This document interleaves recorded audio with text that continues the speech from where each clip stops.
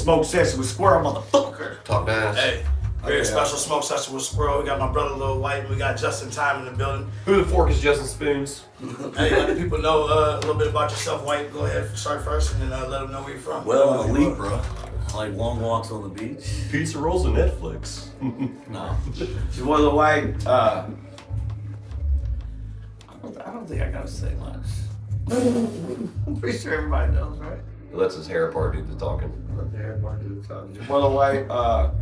Goddamn, I'm already stoned, man. Well, we've been smoking for about 4.5 fucking hours. Probably do it to you. And he's got this big old joint behind you. Yeah, no, it's not there. Got sound like Bubba over there. So Drinking coffee. Justin, tell us a little bit about yourself. Who the fork is Justin Spoons? Who the fuck is Justin Time? Owner, founder of America's Wildest and Crazy Country Park, known as the Redneck Rave. Take your dad and your mom, get your tickets to www.redneckrave.com. That's kind of what I do. I'm just a party guy. I show up, drink everybody's liquor, and smoke all their CBD. That's kind of what I do best. Yep. So Justin, how'd you get into the music? I forking through a party, so I need to make a soundtrack for it. So I kind of just make the soundtrack for the party. Really? That's Yeah. how it started? Yeah, kind of. Well, not like in the, I mean, I didn't even originally. know that. Well, originally it was like a thing that was just for fun, but like when I really took it seriously, it was like, okay, if everybody's gonna be riding around this fucking park and they're all listening to music, I'd rather them listen to my music. So it's kind of like a, I don't know, monopolizing. Yeah. Oh, what you like? When did you start? When did you get into the rap? Man, 14, high school, beating on tables in the lunchroom. Jesus Christ. Just let everybody know. Sober from alcohol, okay? Still a pothead. That's CBD. CBD. It don't matter. I'm still a pothead. But you were 14? That thing's serious. Yeah, I was 14. They didn't make them like this. They didn't make them like we were smoking out of a can back in my day. No, I was 14. I was a big 3 6 Mafia fan. Big Memphis rap fan. We didn't have a lot, like, being a rapper in Memphis was like, to me, I didn't think it was possible. I thought it was on like New York, California. And then like, you know, like, I remember my team, like, shit, 14, 15 with like Luke and Too Loud Crew and 69 Boys and all that shit was popping. Like, it made me like, God damn, you can say shit like that on an album. But the first time I heard Pop That Pussy, I was probably like 12 or 13. And that shit fucking blew my mind. And then I remember, for real, like you're sitting there trying to like find pictures of pussies, and now this song comes up and they're talking about pussy, and it's like, what the fuck? And I know people are gonna see this shit and be like, what is he talking about? Well, there was a time back when everything just wasn't out there like that. Or the whole reason a parental explicit advisory sticker exists is because of Luke. Luke made him change the whole shit. Made him change the whole shit. Tidbit. Tidbit. Another fun fact about Luke, he's a 1/3 owner of Taylor Gang. Wow, did not know that. No. Forkin did not know that. Yeah. And he co-produced Katy Perry, Juicy J, Dark Horse. Yeah, pull up. Let's go. Wow. Like an encyclopedia of hip hop history. I just hold knowledge and I just let it out when I need to. Just And you got a good, but when you say it, you got a good voice, so it's like, all right, fucking, we'll just listen to whatever he's got to say, because he's just gonna say it in his monotone voice, and it sounds so good when he's talking. Yeah. Who were some of your influences, Justin, in the music? Oh, Young Jeezy. I'm a big Jeezy fan, so definitely Jeezy. Well, I guess that's what kind of I listened to growing up and such. Shows our age difference. I was a super big Jeezy fan, dude. So it's like that's why. And contrary to what everybody else says, I used to like Waka Flocka. And it got me turned up. So we would be in the club. Me and C4 would be in the club, and we'd be standing on the fucking thing. He'd be DJ hosting whatever, and I'd fucking get up there and we just wild out. So yeah, that's kind of what I was influenced by, I guess you want to say. How did the relationship between you and White happen? Shrooms. Actually, I'll run it back a little. I'll run it back a little. That's how the album happened. So now, like, he booked me for the Redneck Rave, man, and he showed up at my show in Indianapolis at the Emerson. At the Emerson, yeah, and just showed up and we did it on a handshake. He's like, hey, man, I want you to perform the Redneck Rave, blah blah. Shook hands and like I got to the Redneck Rave, and man, when I got there, I was just like, this motherfucker's starting to figure some shit out. I was like, I like this. This motherfucker's a goddamn genius. And I was just sitting there, man, like in the middle of the rave, and I'm watching like Jesse Howard perform. Shout out Jesse Howard, Big Murph, everybody was rocking that bitch. And I'm looking around, and it's just so much fun. Just fun. Yeah. And I was just like, dude, I'm in. What do you want me to, what can I do to help? Just tell me. What can I do? And then we got really, really fucking fucked up and in a cave, ate some mushrooms and decided to do an album together. We cheers with the shrooms. Yeah, cheers. We were like, yeah, we're gonna do an album, dude. Fucking yeah. 2 years later. The album's done. The album's been done for about fucking a year and a half. It ain't been that long. Yeah. It's been a hot minute, dude. It started out as 4 songs. Then we were like, all right, let's do more. And then it turned into like a whole album. Yeah, it It's did. an album. Yeah, so it's an album. And there are the features on it. So the cool thing about the album is, dude, is Oh, when are we gonna release this? we don't know yet. But the album? No, this. Oh, it doesn't even matter because we still don't even have a date for it. You can release whatever you want. I was just talking about the features. Hey, we're not dropping during Morocco. I was talking about the features. Oh, no. Should we take a week? What? For the features? For Oh, for the t-shirt drops, huh? Yeah. Well, I mean, all right, so that's what I was about to say, though. So the cool thing about what we did is we sort of combined 2 worlds that wouldn't necessarily have ever kind of intertwined, I guess. You know what I mean? So White does what he does, and you know with the Memphis and the real rap shit, and then I'm kind of the country guy that fucking throws this party and shit. So we had to come to like a medium to where it's like, okay, let's combine fucking these forces. So he got, who did you get, buddy? Juicy J, DJ Paul, Lil Chad. Straight bangers, all 3 of them. Talking so nice. That's hard. You got Juicy J on a straight rock track. This is factual information. And then on my end, we got fucking Adam Calhoun, Jesse Howard, and New Green, fucking God, Sticks. the Sticks, the Lax. We got Bubba Sparks.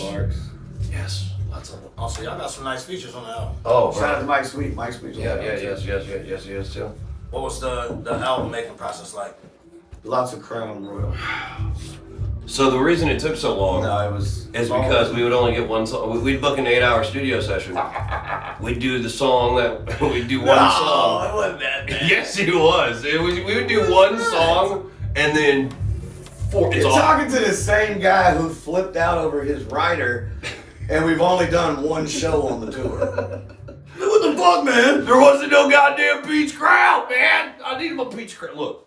Hey, you got it right. Hey, you got it right this time. Now look, sometimes you gotta have a little communication. No communication. Hey, guess what we learned? Just have the peach crown. I'm a simple man. I'm a simple man. So what was the process like? Did y'all get together in the studio for all the tracks? Did y'all shoot over some tracks? We never did that. We did everything pretty much. Yeah, pretty much all. We was together for. We was together pretty We much. everything. Most of it was That from make scratch. it more genuine and shit with the music. I'd say about 85% of it was from scratch. Mm-hmm. Cause Sano put in a hell of a lot of work, man. Shout out to Sano. Big shout out to Sano. Sano fucking put in some hell of Huge work. shout out to Sano, actually. He's got some insane guitar solos on that bitch. Like he killed that fucking album. But our chemistry's fucking cool too, cause like we know how to just like I've been doing this shit so long. If I ain't got a cool vibe with somebody, it's not gonna work. I'm just being. We were just talking about this tonight. If you could have passed the fucking party torch to anybody, I would have passed it to this guy right here. and because it's like If I can get sober and stop drinking and take this energy that I've had for 20 years and ollie that shit, just lob that shit up at somebody, I don't know, 6'5", 230 grab that pounds. bitch and bam that motherfucker, it's this guy, Under man. legs. This man he's a smart businessman too. Well, you That's what know, I like that a lot about.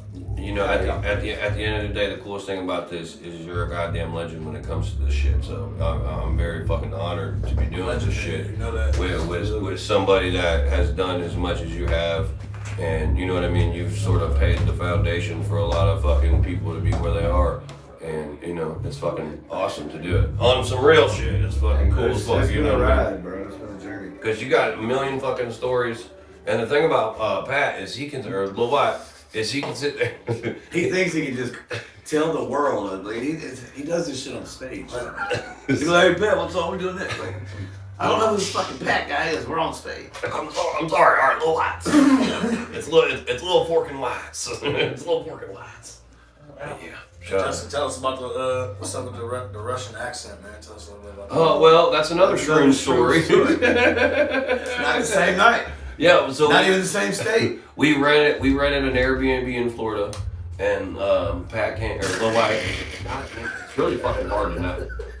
Lil Wyte came, and then our buddy Chris came, and like it was like shout out to Chris. It was like 20 people. Good time, Tweaky. It was like 20 people, and we were just by the pool and all. What was a 9-bedroom? What was it? It was a Harry Potter house. Harry Potter themed. Yeah, so the whole house like, was in Harry Potter. It was like a fucking whole thing. Yeah, there was like dragons and rooms. Like you could hit a button and smoke out of it. It was wild. That's crazy as fuck. Yeah, so we all went there, and then we were all by the pool, and then Well, we went to this other pool.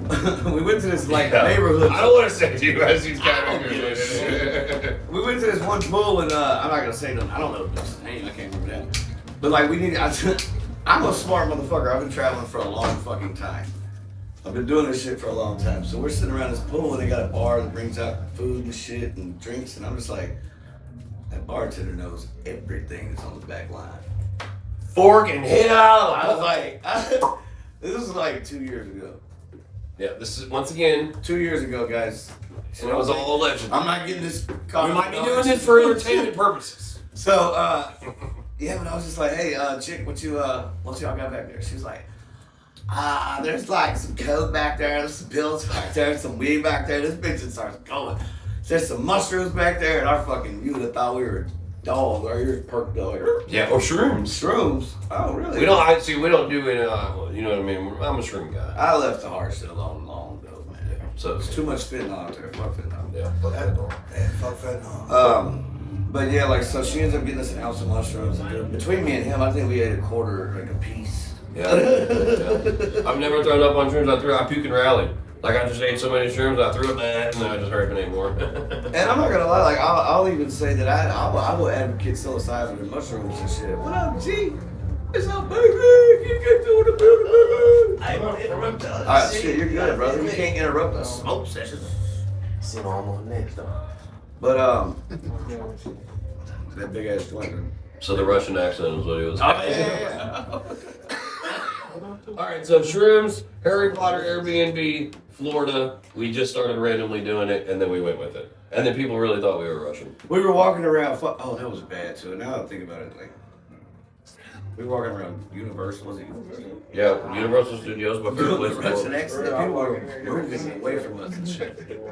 But White, what do you think about the progression of Jelly with you guys coming in doing that music together, starting with no filters and all that different stuff? Like, what do you think about the progression now? Dude, Round of applause. man, man, dude, I don't know, man. It's just it's hard to explain at this point. It really is, man. Like, and I caught myself. This was just within the last few days since he won the CMA award. I think it was on the ride up here, actually. Best artist in the world.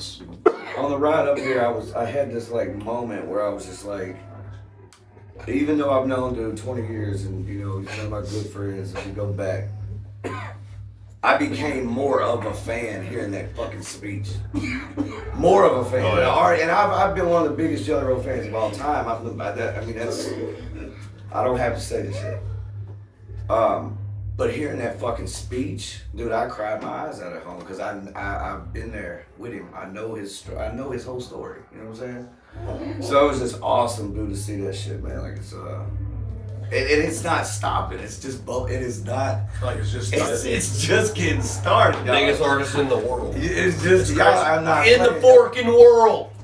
Look, I posted a story, but I took it down because I felt like it was kind of cocky. I took it down. What'd you do? I said A little bit of narcissism. Yeah, a little narcissism. I said if I could control the industry in any way, my favorite country singer would also be able to rap his ass off. Oh, I wonder who that was for. I was like, no, let's take that off. It's a little cocky. It's a little cocky. But no, this is what I will say. Like, You know I had a major effect on Jelly Roll's career. I know I did. But Jelly was destined to be something great no matter what. Facts. Timing is everything though, and I've always known that. Timing is everything. Cause me and him, we roughed it out back in the day, and like he said, we lived in fucking vans on the road. There'd be shows, we get fucking clear across country, and they're like, oh, we ain't got the back end. Like, time to beat you up. Allegedly.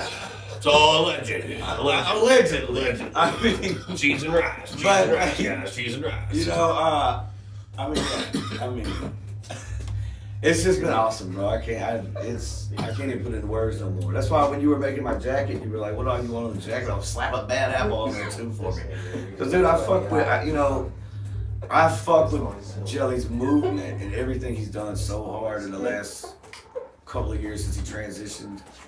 You know, like, and he'll tell you. You know what I think he's gonna? I think he's gonna do some rapping shit too, just to like go ahead and drop it on him and be like, "Hey, don't fucking forget, dude." This is the thing. Like, people comment and send me messages all the time, like, "Oh, when's No Filter 3 coming?" I'm like, "Shut the fuck up! Fuck No Filter 3 for right now, okay? Let my brother go. Let that shit flow. Let that man go. Don't ask that man to rap nothing but a Christmas present. Let that motherfucker sing till his fucking lungs get hurt and sore. Like, I'm for real. I've heard it since the beginning, man. I was playing an old fucking video of, from our tour when we toured with Twisted back in, what was it, 2014? And just, man, seeing just how far we all came, just hearing him singing in that fucking tour bus. He's on the tour bus just singing country music. And that was when I started noticing it for real. Like, this motherfucker can really sing country music. It's authentic. It is. That's what it comes. You can hear pain in. That's why you said don't fuck rapping now. You just that singing was meant for your ass because it just come out. Yeah, if I can feel your pain through the fucking shit you're saying, whether fucking even just the speech. The speech give you goosebumps. Yeah, for real. When they added those organs on it, oh my god, I was dying. They added those organs, and I was like, that's exactly how I pictured it in my head. Shout out to Kev on stage for that one. That shit was hilarious. I laughed. I said Beaker looked like Kev on stage.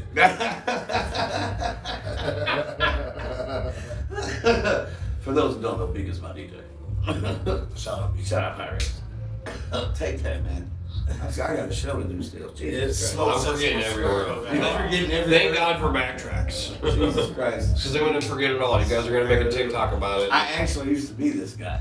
First off, I always just, I've always been this guy. First off, I've always been this guy. I've always been this guy. I've never not been me.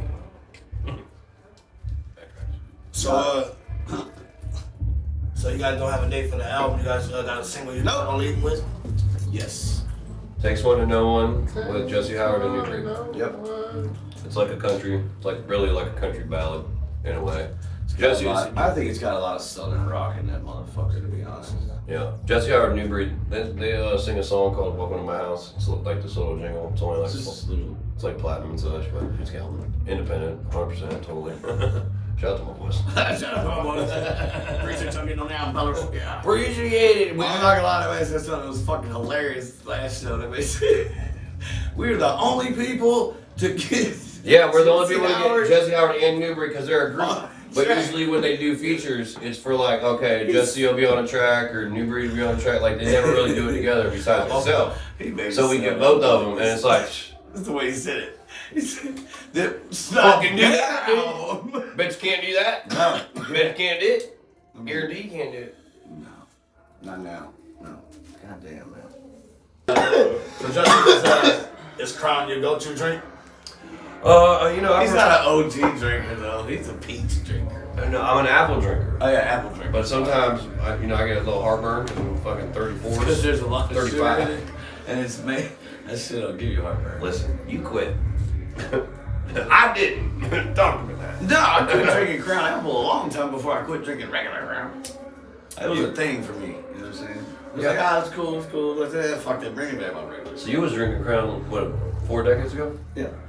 Like I told you, dude, you could drink for the rest of your life and never catch up to what I've done. Ooh, talking shit. Black Crown, Did he Black just Crown. did fucking I was gonna say. Get on sip. Get on sip.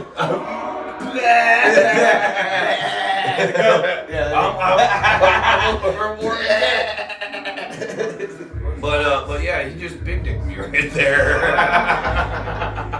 Way to just drag your fucking testosterone all over across the fucking forehead. What was the question? What was his go-to drink? Oh yeah. Crown. In a short answer. Like I said earlier, if I could pass the torch off to anybody. So, how does it feel for you being on tour sober? I get tired earlier. Tired of my bullshit. Like 10:30, 11 o'clock, bro. I'm like ready to be back in the hotel in bed. Nah, dude, you know what I'm saying? Exactly. I'm not. I'm not juiced up. Dude, bye. I am. It's funny because no lie, that first big show back.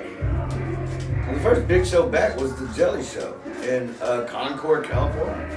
17,000 people there. When I went out there and rocked that motherfucker, woke up the next morning, bro, and out of muscle memory, I went to the bathroom to throw up the night before. And there was nothing in my body to throw up. So your muscle memory is throwing up? That's what I think, I guess, dude, because I went straight to the bathroom like I was gonna barf. And I was like, wait a minute, I don't have to barf, and I didn't get drunk last night.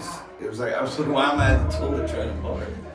It's like, have you been that bad of an alcoholic that you barfed every morning? Pretty much, yeah. I want to answer that. I did. I'm good. That's like I said. It took a number 3 ranked facility in America to fix me.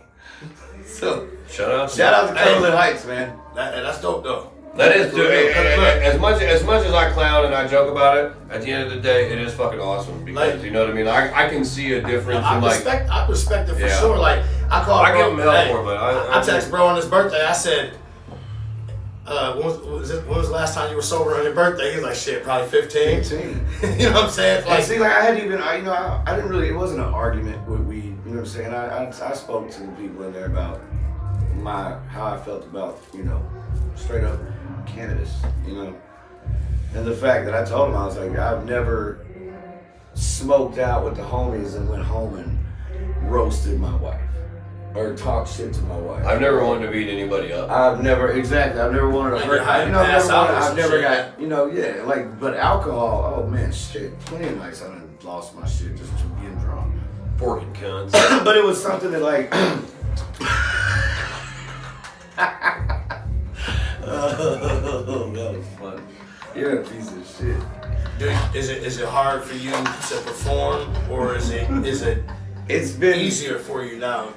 It's been easier when it comes to like, I guess you would say like energy, but like it's wild. Like you've known me for a long time. I get more energetic with the crowd. So if I got a laid back stoner crowd that's just sitting there just like, yeah, I fucking love this song, man. You know what I'm saying? Like I might be a little more laid back. But if it's a fucking crowd out there, this motherfucker with a busted forehead because they did a mosh pit fucking 45 minutes ago. What's one of the wildest crowds you ever done? Oh, gathering of the juggalos, hands down. Yeah. They throw anything at you? Fuck no, I'm the god of the gathering. I'll still say it. They know it. I slam my tour bus right there. They do a lot of shit at a lot of motherfuckers. That's why I asked them. Man, them folks, the only thing they ever threw at me was bottles. The only thing they ever threw at me was bottles of water because they knew I was rolling on Molly that one time. I was like, somebody give me some water. It was like, whoa, not that much goddamn water. Man, I fucked up. I asked for water and I got pelted. But it was like out of love. You gotta know that juggalo crowd. If you get hit with a full like Fago that's in a 2-liter in the head, they don't like you, man. Get the fuck off that stage because there's fixing to be an arsenal. Bika just said he got hit with a 2-liter. No, they threw it at me. It ain't hit me. Oh. I They ducked. threw a 2-liter. I ducked. You wasn't on stage yet. And they were like, get the fuck off the stage. And then I walk out Swing there. at your own wrist. But no, the Juggalo crowd always loved me at the gatherings because, dude, like I was a party animal. I'd go down there for 5 days and kick the shit. I'd be out there all over that fucking festival. I mean, by the last day, I'm dehydrated and dying. Probably the OD like twice. Don't even know it. just kept going, man. Like those were some wild days. I'm not gonna sit here and lie and say they weren't. Like, you know, like them Juggalo gathering days were and I think like I think I don't know, I think some of the people didn't like the fact that I was in the crowd getting fucked up too, but I don't think. I think that's cool. That's why I think we've been able to build the fan base that we have with the rave in particular, because we go out there and party with the people. And see, that's what I love about the rave. You know what I'm saying? But and see, like, because we don't hide on it, you know what I mean? We go out there and like. Yeah, tell us a little bit about the rave. No, we just mingle with them. That's pretty much it.